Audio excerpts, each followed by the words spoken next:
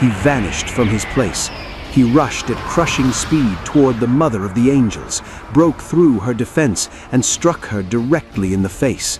A blow that was never anticipated. Her body was hurled back with force before everyone. The queen stepped back after the blow, drops of blood flowing from her mouth. She did not grow angry as everyone expected, but suddenly the orb on her staff began to flash with a pulsating purple light, as if it were a hidden warning, telling her that something far more dangerous had begun. She looked at the staff and said to herself, "I did not expect the time had run out.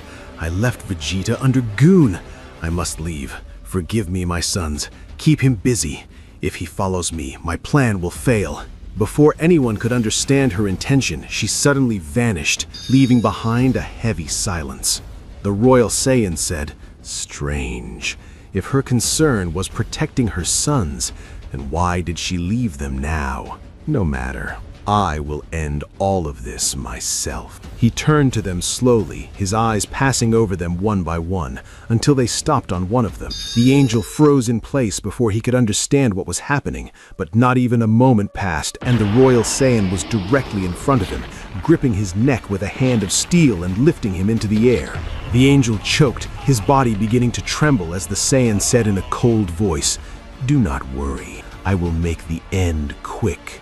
That is, if you receive it well." The angel writhed in his grasp, and suddenly, from afar, Margarita screamed, "I will not stand idly by!" She charged toward him at tremendous speed, but with only one hand, he caught her by the neck as well, lifting both of them into the air as if they were weightless. Terror spread across the faces. No one could believe what they were seeing. A few seconds passed, then their bodies suddenly went limp, and they completely lost consciousness in his grip. Then he said to the others, "Will you just stand there watching? Your turn is coming. At least do not be cowards when it arrives." Suddenly, one of the angels rushed toward him in a furious attack, but before she could reach him, he had already snatched her staff from her hand with frightening ease, holding it in one hand without her even realizing. One of her brothers shouted, "You bastard! Let go of my sister!"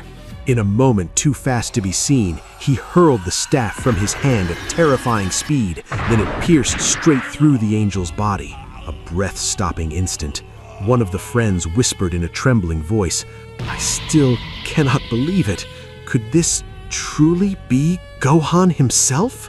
Without warning, the Saiyan angel grabbed the girl by her hair, then hurled her with terrifying force toward her brother, and they collided together with an impact that made the void tremble. He raised his finger toward the rest and looked at them as if the judgment had already been passed. "You will not last 1 minute, and I will finish you all." Before their hearts could complete their next beat of fear, he had vanished. He appeared among them suddenly.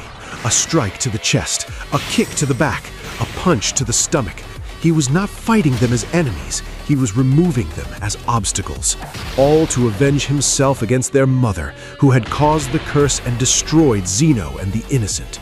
Within mere moments, everything was over. They all fell to the ground, bodies still, some completely motionless. One of the angels lifted his head with difficulty and shock. "Even our leader did not succeed?" At that exact moment, the Royal Saiyan was directly behind the leader, gripping his neck firmly and saying, "Strength is not in protecting wrongdoing, but in stopping it, even if it is of your own blood." He extended his hand behind his back, and an energy gathered unlike any before it. Dense light without sound, without vibration, just a brief flash.